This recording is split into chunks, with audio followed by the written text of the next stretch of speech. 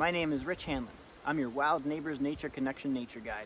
And just like the rest of nature's community here in the Adirondack Mountains, I'm making my winter preparations, which includes stockpiling enough wood to keep our house heated during the frigid winter months. And I'm grateful that all of the wood that I am using for firewood was wood that is been on the forest floor from trees that had fallen, and so I didn't have to cut down any live trees or dead trees in order to make sure I had enough wood to make it through the winter. And furthermore, there's still plenty of dead wood on the forest floor, and that's a very beneficial component to the nutrient flow in the forest community. So it's really cool, and I'm happy that I can live in a state of harmony with nature. And I'm not the only one in this forest community here on my 3 acres of land who's making winter preparations. And so, without further ado, I introduce you to our wild neighbor, the red squirrel. Red squirrels are making their own winter preparations. Well, they actually have been for months. They've been gathering cones from trees like white pines and reds. White pines and red spruces. We have both of these trees represented in our forest here. Also balsam fir. And so the red squirrels, they'll take these cones and bury them in the ground in big piles under the ground and come back to them later. This is a woodland critter that is kind of miraculous that it lives this far north, because it's small.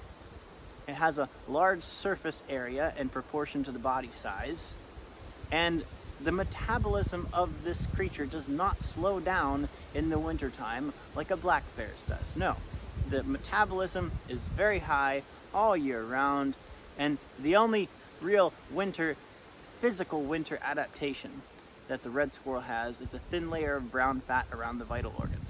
That's it. So it's kind of like the red squirrel survives by the sheer willpower of it. And it survives by stockpiling upwards of 10 to 20,000 cones, so it can come back to them later as it needs them in the dead of winter. And so you'll see red squirrels out and about year round, and they do depend on those winter stores a lot.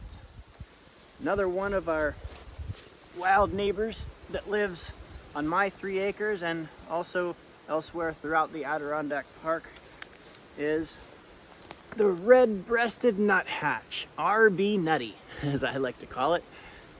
Sounds like the tooting of a little horn as you're walking through the woods. You hear, just if you listen, when you're walking through a coniferous forest in the Adirondack Park, you listen for a like a tooting of a little horn. It's quite entertaining. But red-breasted nuthatches, they mean business. They're not messing around.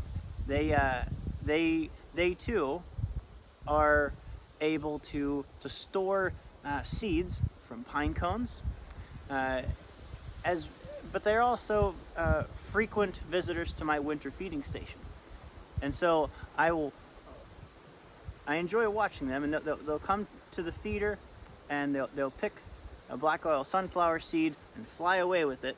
Sometimes they'll eat it right away, but other times they'll look for a crevice or a crack in the bark of a nearby tree, and they'll kind of jam it in there with their beak and then peck it a couple times to make sure it stays, and they'll come back to that later.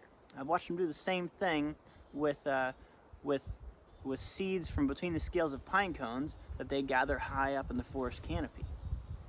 And their red-breasted nuthatches are another critter that can store thousands of little pockets of seeds that they'll come back to later to maintain a very high metabolism through the winter.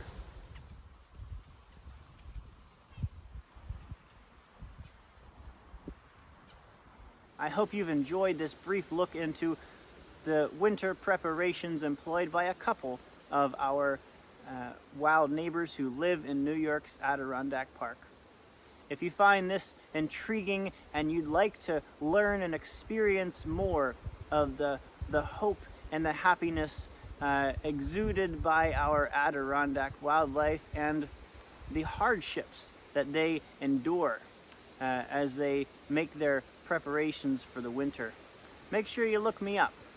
Check out my website, Wild Neighbors Nature Connection. That's WNNC.net.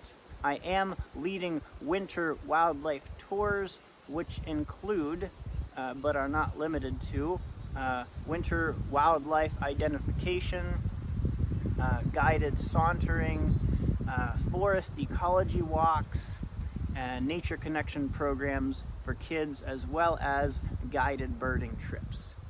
And in the winter, a lot of these can be done via snowshoes or cross-country skis. So if that's your thing, make sure you look me up. You can shoot me an email at richhanlon7@gmail.com or give me a call, 412-992-6648. Thank you for joining me. I hope to hit the trail with you this winter.